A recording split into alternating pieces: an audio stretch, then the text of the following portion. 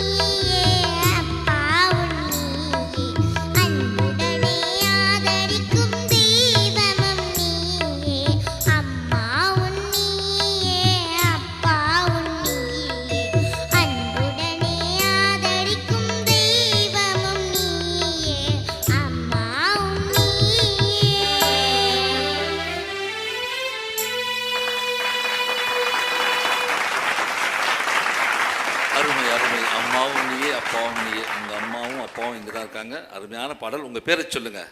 சர்விகா. சர்விகா எந்த ஊர்?